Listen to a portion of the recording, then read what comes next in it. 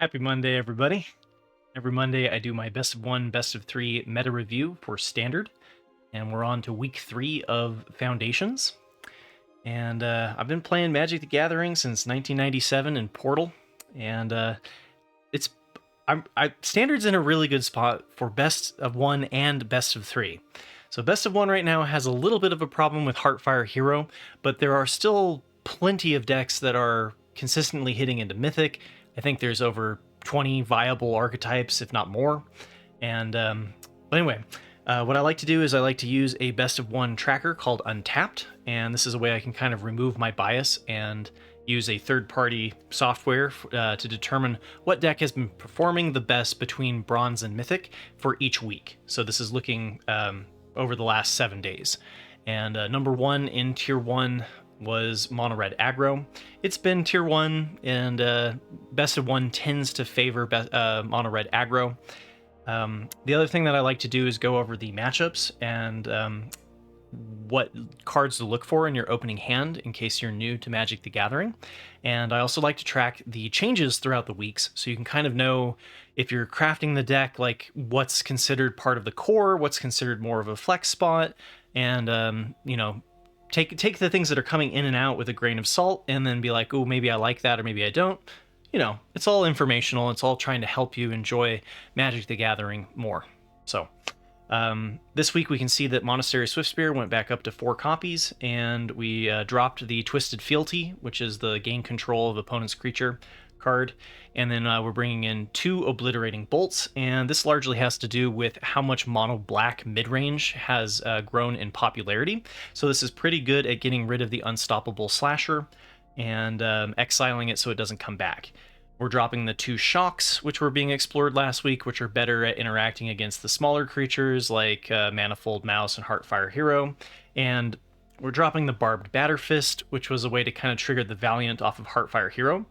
And instead we're bringing back 2 of the 3 Witchstalker Frenzies, which allow you to shoot your own Screaming Nemesis. So keep that in mind. You can shoot your opponent for 5 damage to the face if you target your own Screaming Nemesis. And we're also dropping down 1 mountain, which I think is the standard for this curve, 17 mountains and 4 rock-face villages.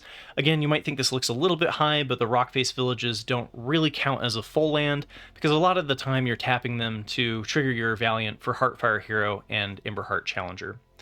And for a lot of you, this will be review. Again, there's a lot of repetition throughout the weeks, because every week there's always somebody who hasn't heard my rant before. So the deck is favored against Azorius Oculus, Dimir Midrange, Mono Black Discard, Boros Burn, Domain, Azorius Control, and Orzhov Bats.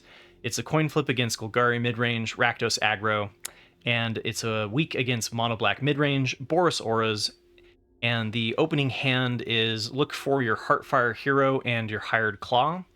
You really want to be starting on turn 1 in this archetype, and these are your best ones to do just that. Number 2, according to the tracker, also in Tier 1, which means it's statistically similar or statistically comparable based off of its win rate. And this week we see very few changes to this archetype, so we see 1 Plains getting replaced with a 2nd Thran Portal. So this one is largely figured out. We see some variability throughout the weeks, but largely this is looking like the best version. We've seen it kind of come up multiple times. And this deck is favored against Mono Red Aggro, Azorius Oculus, Golgari Midrange, Boros Burn, Dimir Midrange, and Domain, and is weak against Mono Black Midrange, Mono Black Discard, and Azorius Control, especially prone to the temporary lockdown being a problem. And the opening hand is Heartfire Hero, and this is what you'll see in the top 4 Heartfire Heroes in the opening hand for all of them, and then Sheltered by Ghosts. This being particularly backbending on turn 2, and a lot of games right now in the best of 1 meta feel like who can get their Sheltered Ghosts down first. I'm going to, try to go through these as quickly as possible because there is some repetition if we've been talking about them for the last 5 weeks. I can only say so much each time. Rakdos Aggro is number 3 in Tier 1 as well. And this week we can see Might of the Meek coming in. Some weeks this is kind of gone, some weeks it comes in. The card draw can be nice up in certain matchups, right? We're dropping 1 Mirror and Bane Splitter to make room for it, and we're also bringing in 1 copy of the Demonic Ruckus. And dropping the Black Cleave Cliffs, as well as 1 Sulphurous Springs. You do not need the black mana for this strategy, although it does help you play the Callous Sellsword, which is the 1 black side. But primarily this is used for the Burn Together to get the turn 3 win off of the Slickshot Show-Off. But and we're adding 1 mountain in, so dropping the overall land count, which I think for this one, for this strategy, I like a lower land count. So this one's favored against mono red aggro. Being able to fling allows you to get a more consistent earlier turn win than mono red aggro, but then it has its own cons, right? It's also favored against Azorius Oculus, just having a faster clock than the Tempo strategy, and it's faster than Boros Burn. It's a coin flip against Boros Auras, really depending on whether or not they get the turn 2 Sheltered by Ghosts, and it's also a coin flip against Golgari Midrange, whether or not they have the black interaction to shut down your turn 1 kill, and whether or not they're aware of your strategy and keep the interaction up. A lot of the lower ranked players will tap out and give you an opening to hit them for 20 damage. And the weaknesses to this deck is mono black midrange and mono black discard. And the opening hand is Monstrous Rage and Heartfire Hero. And number 4 in Tier 1 as well is Mardu Aggro, and we see no changes from week 2. This one is favored against mono red aggro. It's a coin flip against Boros Auras, largely being the same deck, and then it is weak against mono black midrange. The opening hand for this one is also Heartfire Hero and Heartfire Hero and Sheltered by Ghosts. And really the only difference is that you're throwing in the Callous Sellsword, which allows you to get some cheeky wins off of flinging your large, beefed up, your Voltron creature. All right, now for Tier 2, which one? They're slightly less. They're performing less well than the previous 4, but Tier 2 is still quite viable to take all the way to Mythic and is still a viable strategy. So Selesnya Rabbits was at the top of Tier 2 at number 5.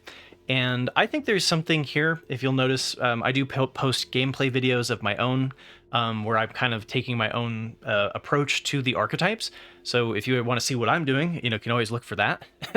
And I try not to put it into the subscription feed, though, because I don't want to spam you guys. So I usually only keep the subscription feed for my informational podcasts. So if you're looking for the gameplay video, you kind of have to go out of your way to find it. But it's there. So I played around with the Selesnya Rabbits. I like where they went with this, which is kind of trimming from the top end. So they decided to drop 1 Knight Errant of Eos and drop the 2 Sanguine Evangelists, as well as the 4 copies of the Seasoned Warengard, which is the 1 cost that becomes a 3/2 if you have a token. And instead, we're bringing in the Llanowar Elves. This was a different direction than where I went, but I'm definitely curious to try it out. This allowing you to ramp faster into the later part of your curve. So we're also bringing in 2 additional copies of Phineas and dropping the Season of the Burrow, which I agree with, again, dropping the top end of the deck, and bringing in Requisition Raid, which is a way to give all of your creatures +1/+1, as well as give you Artifact and Enchantment Hate. And then we're bringing in the In the Trenches, which is another way to kind of have just a +1/+1 effect. And so kind of leaning more into the go wide and then give everything +1/+1. And then we're bringing in the 4 copies of the Sheltered by Ghosts. And I really like this because the go wide strategy of the Pop Hatch Recruit and the Hop to It and having multiple rectangles per each card makes the deck better against the single point interaction of mono black. And then typically this deck struggles against Rakdos Aggro and mono red. But the Sheltered by Ghosts then is a card that single-handedly destroys those strategies. So I really like the inclusion of the Sheltered by Ghosts, and if you haven't checked it out in Rabbits, I definitely think you should. We're dropping the 4 copies of the Brushland and the Lupine Flower Village and the Oak Hollow Village because we're bringing in more non-rabbit creatures with the Llanowar Elves. I think that makes a lot of sense. And then we're dropping 3 copies of the Plains to bring in 2 more forests, 3 Fabled Passages, and 4 Hushwood Verges. So this one's a little bit of a different build than what we've seen in the previous weeks, and we'll see whether or not it actually stays throughout the weeks. So I'm going to talk about Selesnya Rabbits at large, which is kind of more closely related to the previous versions. But Selesnya Rabbits has been struggling with mono black mid range now that it's shifting over into less of a go wide strategy, but it's lower than it has been in the past. And then it's also still weak to mono red aggro and Boros Auras, and that's partially because I don't think every list is running the Sheltered by Ghosts. So as we see this kind of archetype change throughout the weeks, it'll be interesting to see how the matchup data also changes, because I expect it to. Again, the opening hand is still the Valley Might Caller and the Pop Hatch Recruit. Time will tell how important it is to mulligan for the Llanowar Elves. Number 6 is Mono Black Midrange, and if you're going by popularity, I think this one's number 1 or number 2. And so there's a lot of Mono Black Midrange on the ladder right now. And this one's number 6, according to Untapped, in Tier 2. And we see a very small change, which is the 2 Soulstone Sanctuaries, which are the colorless manlands that can turn into the 3/3 Vigilance creatures, are being replaced by 1 copy of Mirix and 1 copy of Mishra's Foundry, which are also manlands and kind of similar alternatives if you don't have the Soulstone Sanctuaries yet. So this deck is favored against mono red aggro, having plenty of single point interaction to disrupt that strategy. It's also favored against Boros Auras as well as Boros Burn, so positioned quite well in the meta right now. It's also good against its companion mono black discard, and it's favored against Rakdos Aggro, again having enough interaction, and Orsov Bats. So it's a coin flip against Golgari Midrange and Azorius Control. And then it is weak to Azorius Oculus, not being able to use the early interaction until they're kind of solidified into place. And it's also weak to Dimir Midrange and Domain. And the opening hand is less important to mulligan heavily in a midrange deck than it is in an aggro deck. But the cards that you are generally looking for in your opening hand are Unholy Annex, Unstoppable Slasher, Deep Cavern Bat, and Cut Down. So basically your win conditions or your very, value gaining cards, as well as the early disruption in the deck. Number 7 is a new archetype that we haven't covered yet, also in Tier 2. This one's Mono White Lifegain. I also did a gameplay video on this one. I was running 2 less planes, 4 more fountain ports to give the Essence Channeler the flying and vigilance if you've lost life by creating the token, and dropping the Linden, the Steadfast Queens for 2 copies of the prototype flyer that I'm blanking on the name, the Steel Seraph. So I've definitely liked this one a lot. I used this one to get into the top 1200 Mythic last season, and it's one of those that I think performs better at the higher ranks than it does at the lower ranks. It depends on how much mono red you're experiencing compared to mono black. But since we haven't talked about this one, we'll kind of cover it. Apologize for this. I'm going to have to go in and favor so we don't get the duplicates, right? But essentially, Mono White Lifegain is looking for Leyline of Hope and Leonin Vanguard in your opening hand. So Leyline of Hope, again, ley lines make sense if you have them in your opening hand. You can play them for free. And then the Leonin Vanguard allows you to gain life if you have 3 or more creatures, and it triggers before combat, which is particularly nice for getting the power of Ajani's Pridemate and Essence Channeler to trigger before you're damaging your opponent. You also have the early life gain of Runelurker Bat and the Healer's Hawk to be able to get in for evasive damage, and then the Hinterland Sanctifier for giving you the life gain on the ETB, which also happens pre-combat.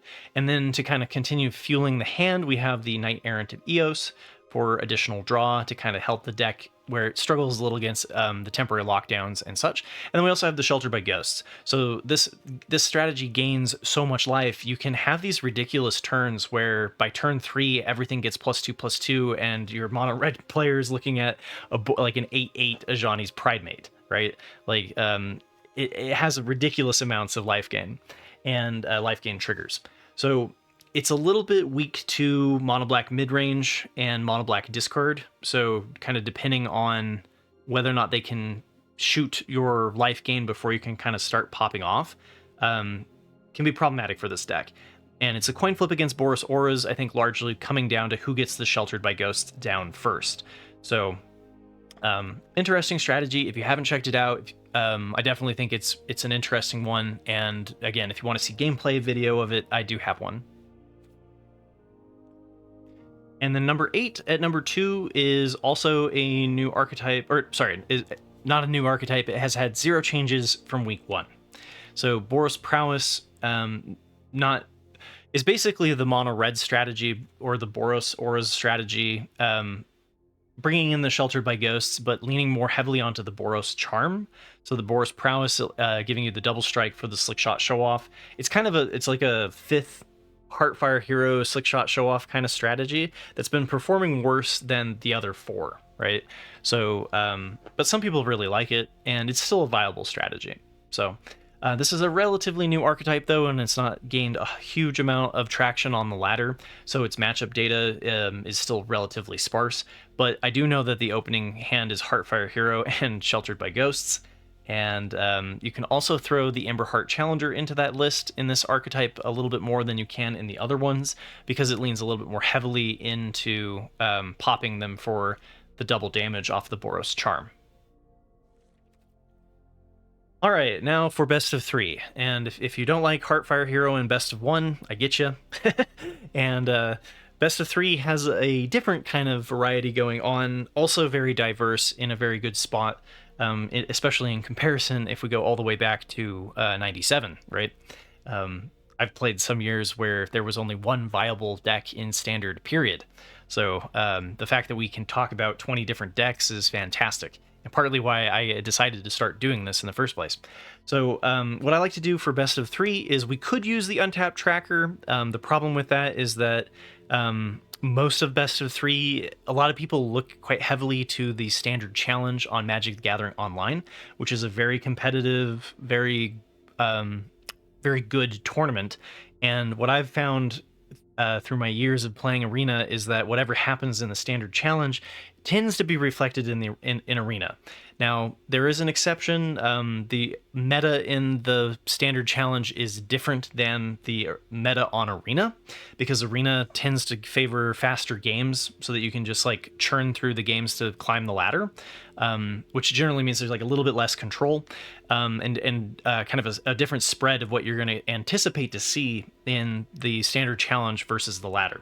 So I'll do my best to talk about the decks and how they match up on Arena's ladder as well, so that you can kind of tweak these and the sideboards to whatever you're experiencing on the ladder climb, because most of you I don't think are probably playing in the Standard Challenge. So what I'll do is just cover the top number 1 and number 2 for each tournament this weekend, and I think that's a pretty good way to kind of just keep a track of what's going on in best of 3. And also, just really quickly, I'll say MTG Rebellion does a really good best of 3 meta review where they talk about the tiers kind of more so overall. I guess technically they're my competitor, but I'm a really big fan of theirs. So if you haven't heard of MTG Rebellion, I definitely think you should check it out if you're into best of 3. So we'll start here with number 1 on November 29th, which was Golgari Midrange by McWinsauce. Again, what I like to do is kind of track the changes throughout the weeks so that if you can, kind of gives you alternatives if you don't have cards, gives you suggestions. So this week is dropping the Archfiend of the Dross down by 2 and dropping the Caustic Broncos entirely from the list, dropping 1 Glissa Sunslayer and 2 copies of Sentinel of the Nameless City. I like dropping the Sentinel and the Glissa Sunslayer if you're going to drop the Caustic Broncos, because they're really in there to have the saddle 3 after you do the turn 2 Bronco. We're bringing in 2 more copies of the Preacher of the Schism. Again, this one is kind of matchup dependent, does well at blocking with the 4 toughness, and also gives you that card advantage. So there's some good matchups for the Preacher of the Schism. And we're bringing in the 2 copies of the Scavenging Ooze, which gives you that kind of graveyard hate against Azorius Oculus.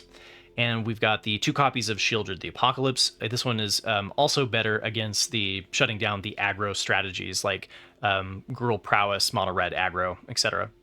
Because once you start drawing those cards, the life gain really helps you stabilize. And same with the Tranquil Frillback. So this one gains you the 4 life. You can use that against aggro. But you can also use the Artifact or Enchantment Hate against like Mono White Control to get rid of Caretaker's Talent.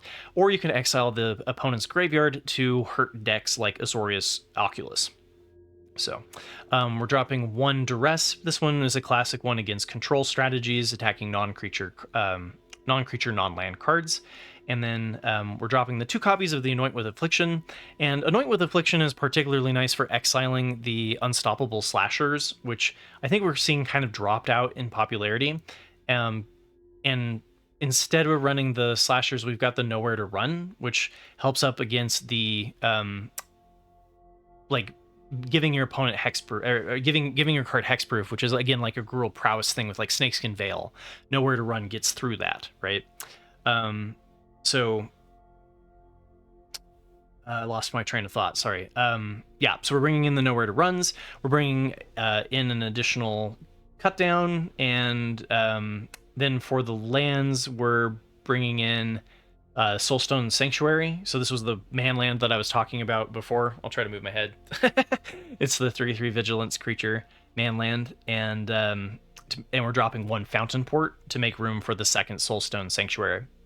So the best of 3 sideboard, this is all compared to last week, by the way, is dropping the Choking Miasmas, which I really like against mono white token control, and dropping the one cut down, and that one again is a particularly nice option against the aggro decks, and dropping the 2 Ghost Vacuums, which is good against Azorius Oculus.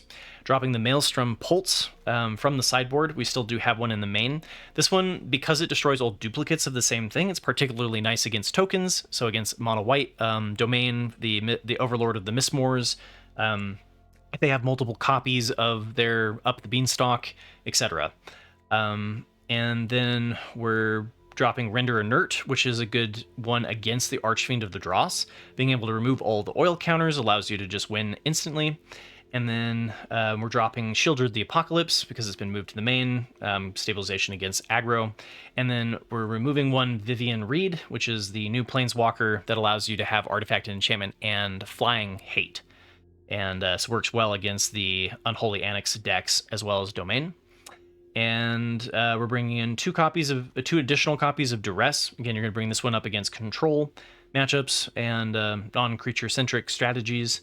And then we're bringing in an additional copy of Gix's Command. This one primarily good at sweeping the board. So the most go wide right now, I think, is the mono white tokens deck, because we've seen Boros Convoke kind of fall out of popularity. We're bringing in Liliana the Veils, so 2 copies there. This is good against any control or mid-range matchup where attacking their hand matters. And then we're also bringing in an additional Nissa Ascended Animist. Gives you a good Artifact and Enchantment hate against the mono-white control.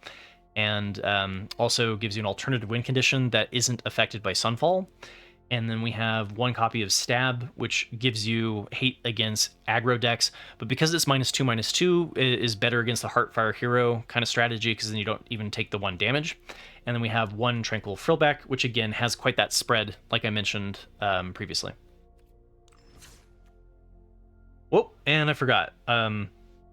This one is still... I like to talk about the matchups on the Arena ladder, and this one take with a grain of salt, because this is talking about the average Golgari deck, and it can vary quite dramatically based off of how heavily you tech against a certain matchup on the sideboard, right? So the average Golgari deck is favored against Boros Burn, Boros Prowess, and Boros Prowess, so good against the aggro matchups. It's a coin flip against mono red aggro and Azorius Oculus, and then it is weak to Dimir Midrange, Domain, mono white control, and Temur Prowess, which explains why a lot of the deck is kind of bringing in tools against mono white control to try to improve that matchup. Number 2 was Golgari Midrange by Hold the L on November 29th. And if we compare this one to McWin Sauces, you can see they kind of went in a different direction. So they're keeping the Vivian Reed not only in the sideboard, but bringing it into the main. And this one giving you the Artifact, Enchantment, or Creature with Flying Hate, and as well as an additional win condition. And then we're dropping 1 Preacher of the Schism, dropping 1 Scavenging Ooze, and dropping 1 Tranquil Frillback to bring in an additional copy of Glissa the Sunslayer and an additional copy of Sentinel of the Nameless City. Again, I don't like this one as much because the Caustic Broncos are still gone from this list. We're not running Duress in the main, and instead we're running a secondary Maelstrom Pulse, and we are running 1 less cut down and bringing in a Shoot the Sheriff, and then dropping the 2 copies of Nowhere to Run. and instead running on the virtue of persistence. So not playing as much around the hexproof, but giving you that 2 life instead, and then an alternative win condition. So pros and cons to everything, right? This one is running 1 less Soulstone Sanctuary as well as 1 less Swamp to run an additional forest and a demolition field for a little bit of hate against the other Soulstone Sanctuary, for example. The best of 3 sideboard is also ditching the Choking Miasma and the Gix's Command and the Liliana of the Veil and Nissa Ascended Animist and Stab to run Aklazot's Deepest Betrayal. This one's a good one to stabilize against aggro matchups like Dimir Midrange, Boros Prowess. Running the 2 copies of Anoint with Affliction, again, good against the problematic threats, even like the Mosswood Dread Knights or the Unstoppable Slashers. Good to bring in the Anoint with Afflictions. This one is running 1 Ghost Vacuum for Azorius Oculus, running a 3rd copy of the Maelstrom Pulse, again, against the tokens, and then Terra Sunder, an additional copy there for increased artifact and enchantment hate, and then an additional copy of Vivian Reed, which again gives you the artifact, enchantment, and creature with flying hate. So I think it's relatively well positioned because it affects the Unholy Annex decks by just being able to destroy the 6/6 or the Unholy Annex itself. It's good against Domain by killing up the Beanstalk or Atraxa, and then it's good against mono white control. So I kind of like the artifact and enchantment hate planeswalkers right now. Often do. But anyway, this one is trying to do the Floodcaller strategy, where you like combo off with this deck. So this one's also called the Temur Floodcaller combo, but I know it is Temur Prowess. So this one's a new archetype. We haven't talked about this one before. You're trying to... So the combo is like Song of Totentons gives everything haste, creates X 1/1 bat or 1/1 rats that then have haste, and then the Floodcaller allows you to gives everything +1/+1 until end of turn and untaps them whenever you cast a non-creature spell. And if you have the ability to tap your creature for mana through like the Enduring Vitality, you can pop off in 1 gigantic turn, make the creatures into like, 15 3/3s or whatever, and then just hit in for a ton of damage. And the rest of the cards in the deck are kind of set up to try to enable the combo. So you've got like Up the Beanstalk and the Trainer and the Sleight of Hand and the Storm Chaser's Talent to kind of build through your deck. This town ain't big enough. Being able to bounce the Storm Chaser's Talent is a particularly nice loop, because then you can then play it, get to level 2, and bring back This Town Ain't Big Enough. So if they're just playing a single big threat over and over, you can just like infinitely loop the bounce. Roaring Furnace and the Torch the Towers and the Bushwhacks are your interaction for the deck, and then the Song of Totentons is kind of how I've seen this deck pop off, but I think there's several different ways that this deck can pop off, because if you have the loop with enough mana, Storm Chaser's Talent also gives you the additional 1/1s each time that you do the little bounce. So... and then Steaming Saunas gives you additional card draw. So if you haven't checked it out, it's kind of a fun little combo. We were playing around with it actually in the community deck tech before somebody brought it to Worlds and really figured it out. So it's kind of like playing a Jeskai Ascendancy if you did play that deck back in the day. So the best of 3 sideboard, we've got Disdainful Stroke for up against like any Sunfall decks, anything that has like the 5-cost sweepers. Floodpit's Drowner is good against the aggro decks, being able to tap their thing and then shuffle it back into their library. Paw Patch Formation is a really good tech against the Unholy Annex, being able to destroy the flyer as well as the Unholy Annex itself. Same kind of goes for Up the Beanstalk and Atraxa. Screaming Nemesis then against the problematic Lifegain decks, and Ral Crackling Wit. I haven't played this deck enough to know exactly when I'm bringing in Ral, but Planeswalkers tend to be a strategy I bring in against mono white sweepers. All right, this one's going to be a little bit out of order, but I think I forgot to mention the matchups for the Temur Prowess deck. So this one's favored against Golgari Midrange, it's a coin flip against Dimir Midrange and Domain, and then it's weak against mono red aggro. All right, number 2 on November 30th was that was Temur Floodcaller combo by Hodor Time Baby, which is a great name. This one's mono white token control by Canopus 16, and went number 2 on November 30th. So if we compare this one, I have talked about mono white back in week 1. And so we see that they dropped the Archangel of Elspeth down 1 copy to bring in Sarah Paragon, which allows you to replay your carrot cakes and such, gives you kind of a little bit more reach if they're not good at exiling your graveyard. So dropping 3 planes to bring in the Demolition Fields to then kind of punish Golgari Midrange, bringing in the Soulstone Sanctuaries and such. Other than that, though, the deck is the same as week 1. And the best of 3 sideboard has 2 less on the Elspeth Smite, which again is good against mono red aggro, Boros Prowess, any of the Dimir Midrange, any of the aggro decks. Dropping 3 copies of the Rest in Peace, so all copies there, which is good against Azorius Oculus, and dropping the 1 copy of Temporary Lockdown, instead leaning entirely on Split Up. And we've seen that kind of being explored. We'll see if that sticks throughout the weeks. So far, it looks like maybe Split Up will be replacing Temporary Lockdown.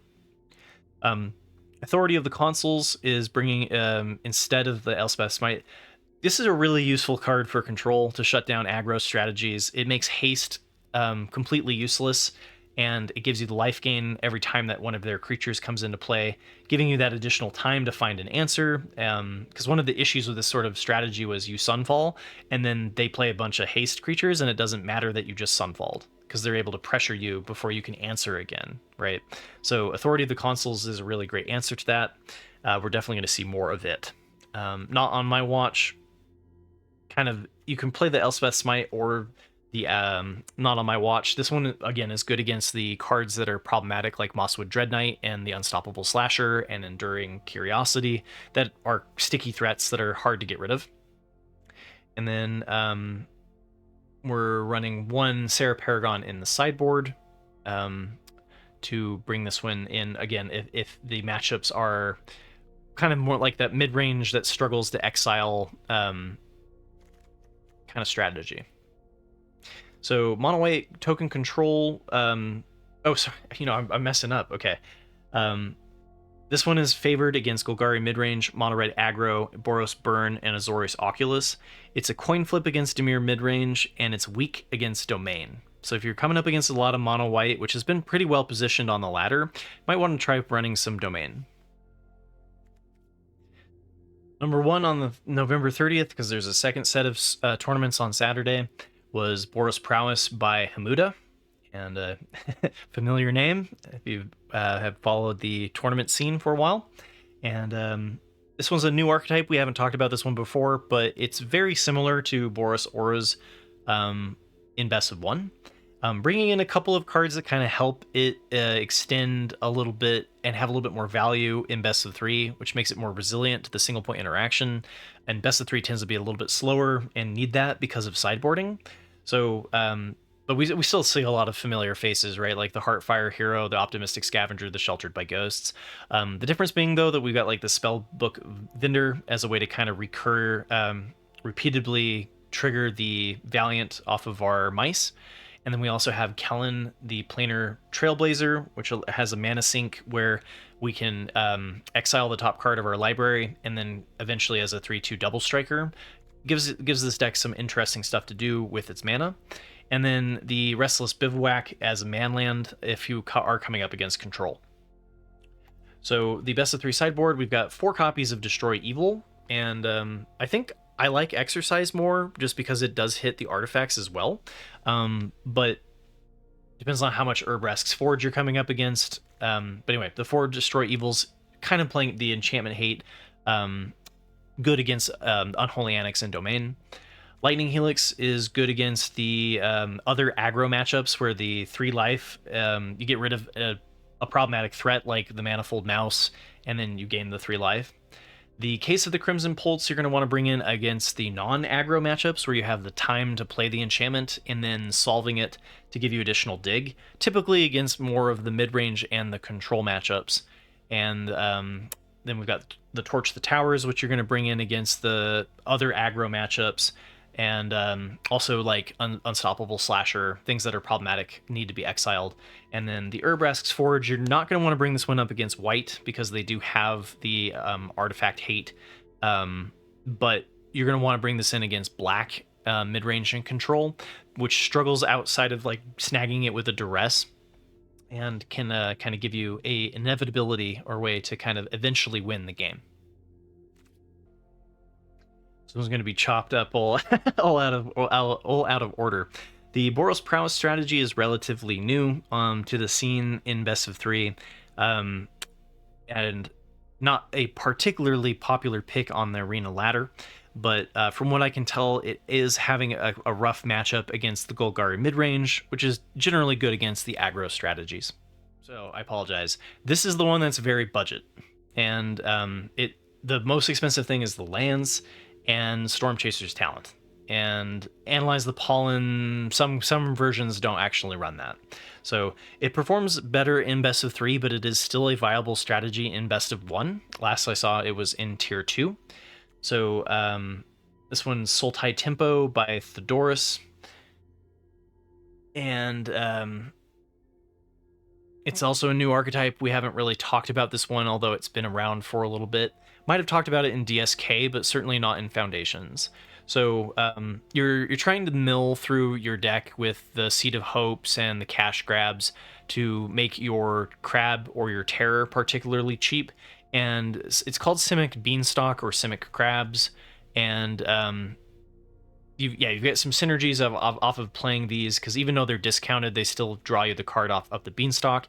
And it has the same loop that I was talking about with the Stormchaser's Talent, and this town ain't big enough to constantly loop those back and forth. You've got some interaction with like the Unsummon and the Vortex, Sleight of Hand to help kind of get the combo going, and Bushwhack, which can be removal or help you hit lands early on in the game. So the reason why it's called Sultai in this one instead of Simic, apologize for the typo there, Simic entirely in this part, right?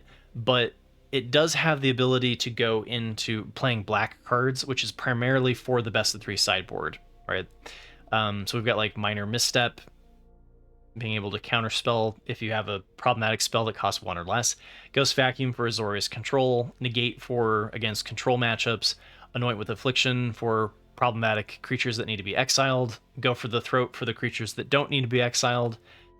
Pick Your Poison is a particularly good one, again, for the Unholy Annex kind of strategy, being able to attack artifacts, enchantments, and creatures with flying. Nowhere to Run for things that are good at getting hexproof. Pop Hatch Formation also works because it's instant speed. You can use this against Azorius Oculus as well.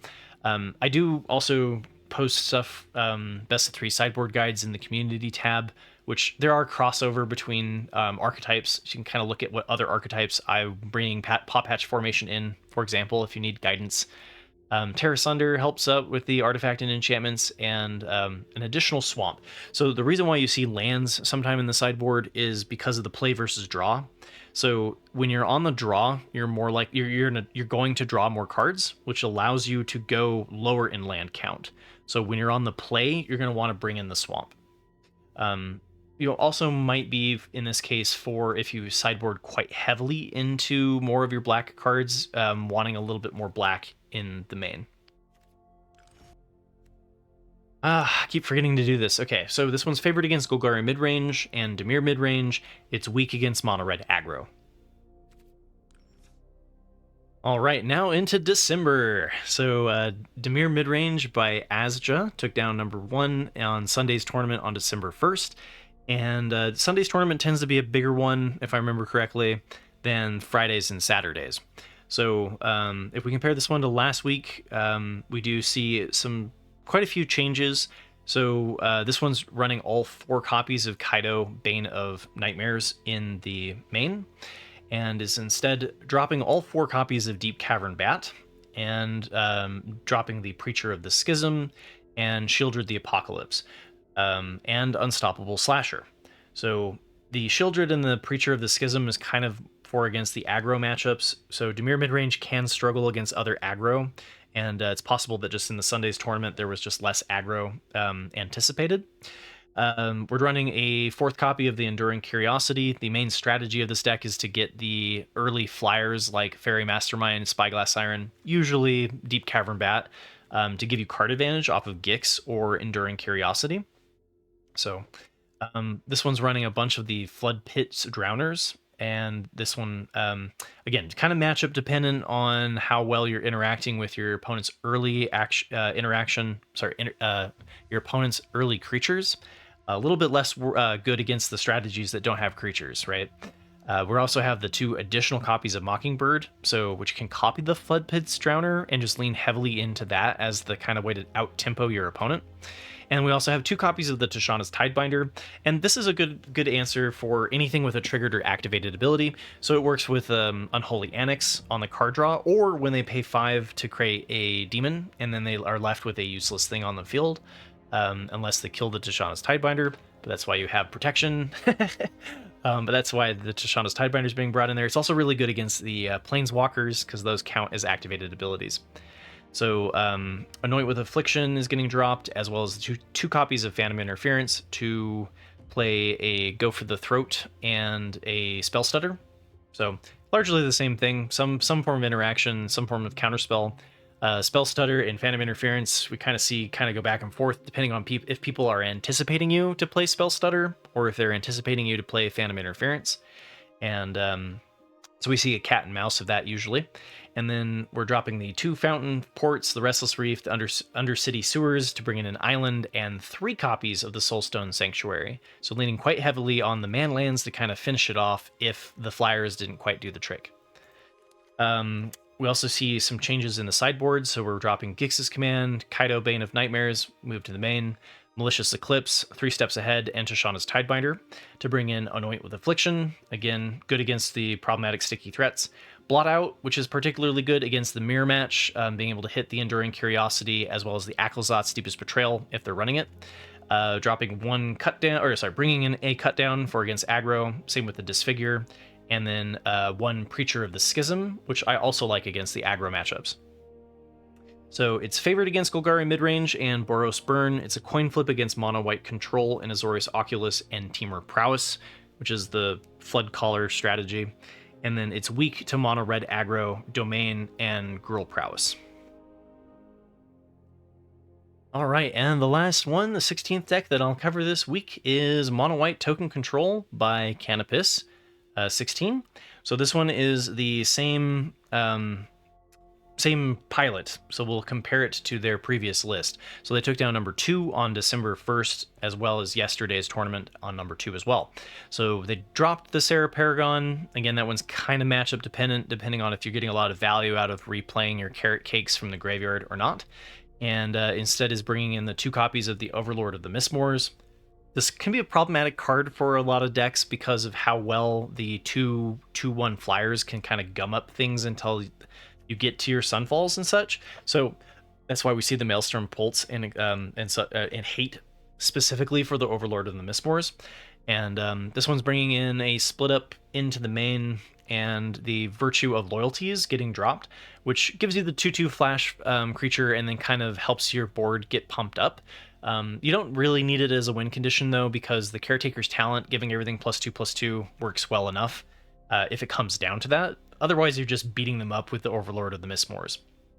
So, as far as they also tweaked their own sideboard. So they dropped the Boonbringer Valkyrie. If you have been paying attention to the community tab, I talked about how I did not like the Boonbringer Valkyrie in mono white control, because it's typically brought in against mono red as a way to kind of win the game. And albeit it does win you the game if it does like resolve because of getting the lifelink, but it's whether or not you can actually get it to resolve on turn 5, because when you're up against aggro, the game's kind of over. Otherwise you'd be stabilizing with Sunfall, and that's kind of a way to win too, right? So I just don't like where it's placed with the 5 cost, but it's kind of a personal thing. It's still a good card, and lots of people run it. So they also dropped 2 copies of Not On My Watch. Again, kind of depends on how much slasher, and we're seeing less slasher in the tournament specifically. You might still be bumping into slashers on the ladder. And then we also have 1 less split up because we brought it into the main, and we're running an additional Elspeth Smite again, this one's good against the aggro matchups, Dimir Midrange, Boros Prowess, Mono Red Aggro, etc. Taking the Sarah Paragon from the main to the sideboard, I like this change. I think that you want to bring it in against specific matchups where you need additional value, which would generally be the slower mid-range and control matchups. Doesn't really help you survive the aggro onslaught. And then 3 copies of the Stone Brain. This one depends on how heavily a single card, how much of the strategy is built around a single card, right? So being able to remove all of the Caretaker's talents from mono white control, that's sort of that sort of thing. Being able to remove Jace from a mill deck. I'm not exactly sure what card they were bringing this in to just destroy some strategy, but something was giving them problems, and Stone Brain was the answer. So mono white token control is, I think I already talked about this one and its matchups earlier, so we'll go with that. And hopefully I did. So thanks for bearing with me with the forgetting the matchups. Still trying to get into the swing of doing it in best of 3. So I hope this helps you. If you have any questions, let me know. Always love to answer your guys' questions. I'm here to help. I'm here to help people enjoy the game that I have loved for almost 30 years. So if you want to help support me, the best way to do that is by becoming a YouTube member by clicking join. And comes with some fun perks and such. And I will be doing this next week, and on Sunday I'll be doing my best of one meta breakers. I didn't do it last week because we were kind of at the end of the season, so I figured I'd just let the season reset. But I should be back to it this Sunday. So hope you all had a wonderful Thanksgiving holiday, and yeah, take care, good luck on your matches, and I will see you all later.